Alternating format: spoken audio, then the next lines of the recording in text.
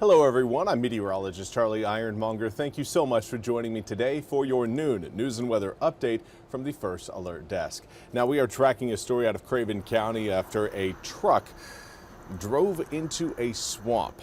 Now, Craven County Emergency Services says one lane of Highway 17 is closed near Ernle Brick Road at Little Swift Creek.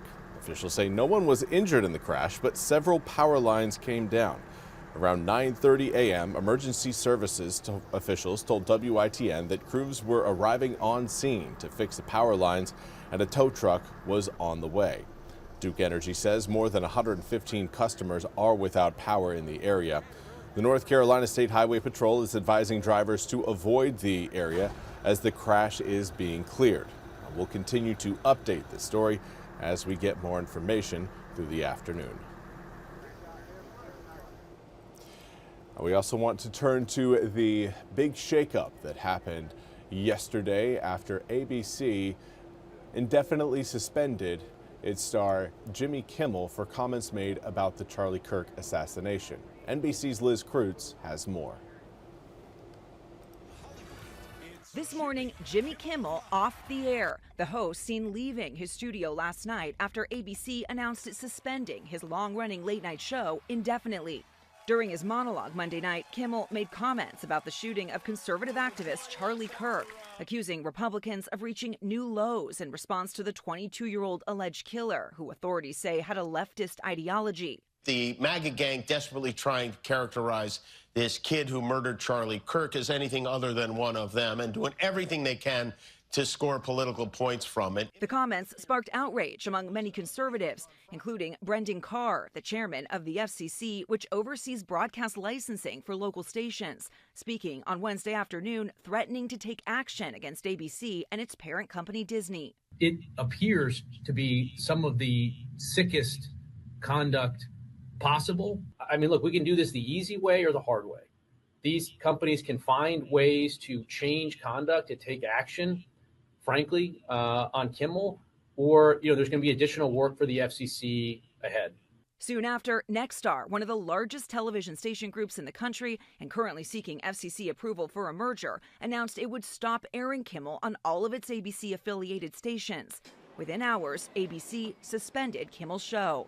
Carr praising the move later in the evening. I'm very glad to see that America's broadcasters are standing up to serve the interests of their community.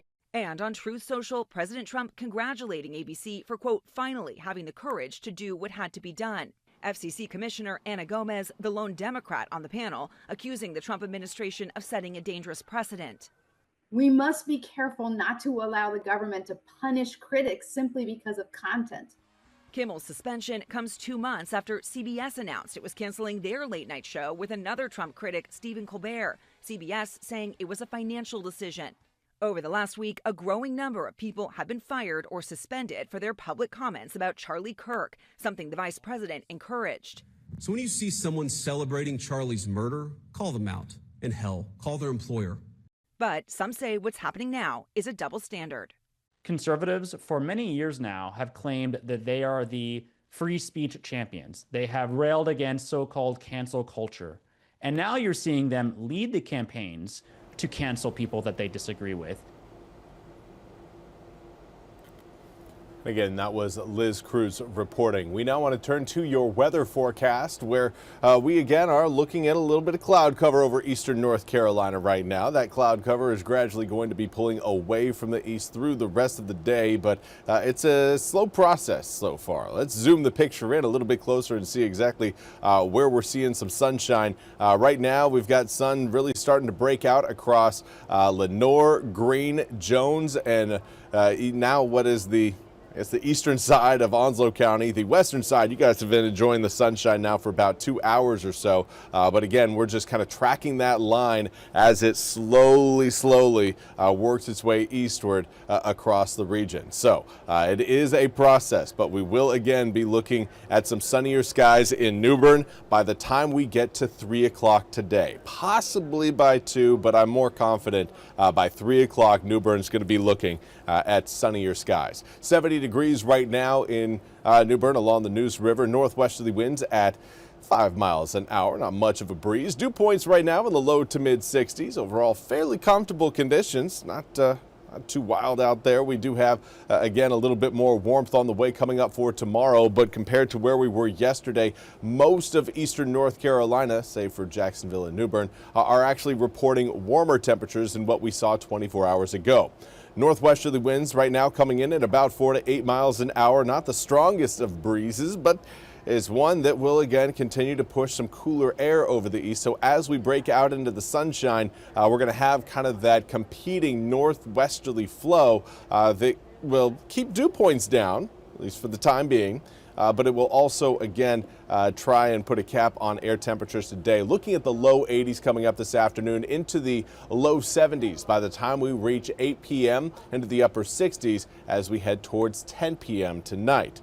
Zooming the picture out a little further, we can see we've got that area of high pressure off to our west that will continue to slowly inch its way up towards the east-northeast. That should help try to push some of the cloud cover today a little bit further off the coast for tomorrow, really clearing out our skies for both Friday and Saturday. However, on Sunday, we've got an area of low pressure near the coast that will start to hug the coast and swing some moisture back over eastern North Carolina areas.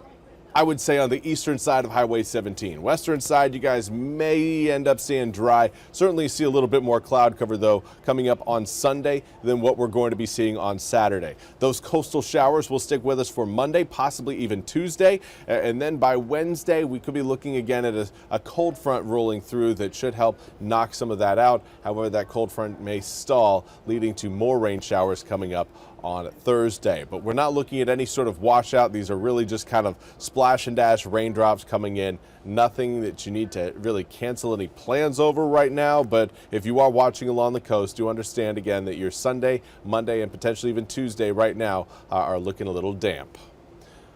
That's all we have time for today's noon news and weather update from the First Alert Desk. I want to thank you all so much for joining me. We'll be back with more news and weather coming up at the top of the hour. Until then, I hope you all have a fantastic Thursday.